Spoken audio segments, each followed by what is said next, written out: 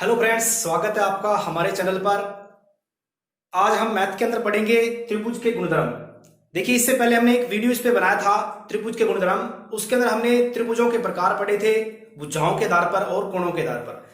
आज हम त्रिभुज जो है उसको लेकर चलेंगे, उसकी कौन कौन सी विशेषताएं, कौन कौन से गुणधर्म है। तो मेरे साथ आप जुड़िए, और अगर आप वीडियो पे नए हैं तो आप चैनल को जरूर सब्सक्राइब करें, साथ में अपने ग्रुप्स के अंदर शेयर करें और लाइक भी करें। तो देखिए त्रिभुज के गुणधर्म। तो देखिए, अगर ये त्रिभुज है, हम जानते हैं कि त्रिभुज जो है वो उसमें तीन भुजाएं होती है, तीन कोण होते हैं, तीन शीर्ष होते हैं। ये हमने पढ़ चुके हैं। अब बात करें कि त्रिभुज के आंतरिक कोण जो होते हैं वो ए कोण है, यहां पर, यहां बी है और यहां पर सी है। अगर बात करें त्रिभुज के आंतरिक कोणों का योग, त्रिभुज के आंतरिक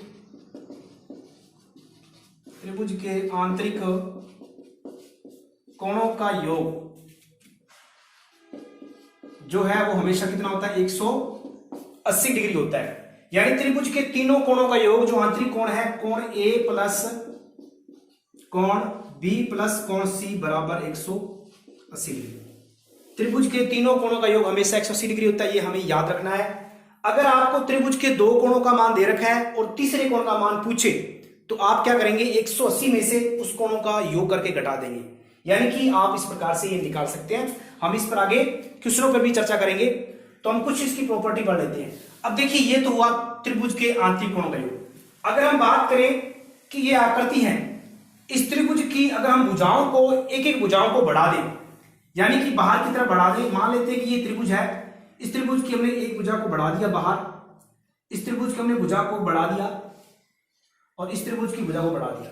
इस कंडीशन में त्रिभुज की भुजाओं को बढ़ाने पर जो बाहर कोण बनेंगे, ये कोण जो बाहर बन रहे हैं, इन कोणों को हम क्या कहते हैं? इन कोणों को हम बहिष्कोण कहते हैं। यानी कोई भी बहुभुज है, अगर उसकी एक भुजा को बढ़ाते हैं, भुजाओं को बढ़ाने पर जो बाहर की तरफ बनने वाले कोण हमेशा बहिष्कोण कहलाते हैं। तो देखिए, ये त्रिभुज है, तो इसकी सेकंड प्रॉपर्टी क्या है कि त्रिभुज, या फिर हम बात करें कोई भी बहुभुज है, इस कंडीशन में बहिष्कोणों की कंडीशन में, चाहे त्रिभुज है चाहे कोई बहुभुज है, तो बहुभुज के सभी बहिष्कोणों का योग हमेशा कितना होता है?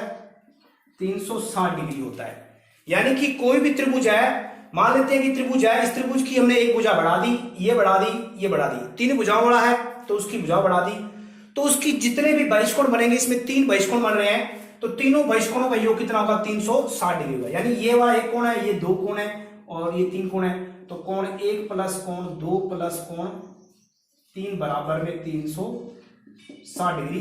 तीनों कोणों का योग क्या होगा? 360 डिग्री होगा। ये आपको हमेशा याद रखना है, ठीक है। आगे बढ़ते हैं कि इसकी और कंडीशन क्या हो सकती है त्रिभुज के बहिष्कोणों के अलावा। तो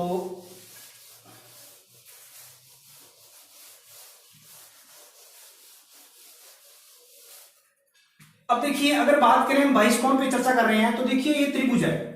अगर त्रिभुज एबीसी है, ये इस त्रिभुज को हमने एक भुजा बढ़ा दी जो कि हमने डी तक बढ़ाई। अब देखिए, इस कंडीशन में यहां पर एक बहिष्कोण बन रहा है। अब ये इस बहिष्कोण का संबंध इसके आंतरिक कोणों से किस प्रकार से होता है? देखिए, अगर बात करें, हम जानते हैं कि ये वाला कोण और ये वाला कोण जो है, अगर ये एक नंबर कोण है, ये दो नंबर है और ये तीन नंबर कोण है, हम इसको कोणों पर अंकित कर देते हैं। तो कोण एक और दो, यानी अगर कहें कि कोण एक और तीन का क्या संबंध है? कोण एक हमेशा छोटा होगा कोण तीन से। दूसरी बात, कोण दो जो है वो भी छोटा होगा कोण तीन से। यानी कि ये वाला कोण इससे छोटा होगा, ये वाला कोण इससे छोटा होगा, मतलब बहिष्कोण से ये दोनों कोण, आंतरिक कोण छोटे हैं। दूसरी कंडीशन से क्या हमेशा नोट करके आप लिख सकते हैं कि कोण जो तीन है, कोण तीन जो है, इन दोनों कोणों के योग के बराबर होता है। हमेशा याद रखना है। मतलब त्रिभुज का एक बहिष्कोण जो है उसके अंतरा अभिमुख कोणों के योग के बराबर होता है। ये हमें याद रखना है। तो हम लिख सकते हैं, ये इसकी तीसरी प्रॉपर्टी है, त्रिभुज का जो बहिष्कोण है इसके अंतराभिमुख कोण, यानी अंदर वाले सामने दोनों कोण अंतराभिमुख कोणों के योग के बराबर होता है, योग के बराबर होता है। ठीक है, तो ये होता है इसकी प्रॉपर्टी त्रिभुज की। इसकी कुछ और प्रॉपर्टी भी हम आगे वाले वीडियो के अंदर पढ़ेंगे। तो देखिए ये जो बहिष्कोण है इसके अंतराभिमुख कोणों के योग के बराबर होता है, मतलब तीन कोण जो है वो कोण 1 प्लस कोण 2, कोण 1 प्लस कोण 2 के बराबर होता है। ये हमें याद रखना है। उम्मीद है कि आपको आज वाली क्लास जो है अच्छी लगी होगी। ठीक है, और इसी प्रकार मेरे साथ आप बने रहिए, जुड़े रहिए।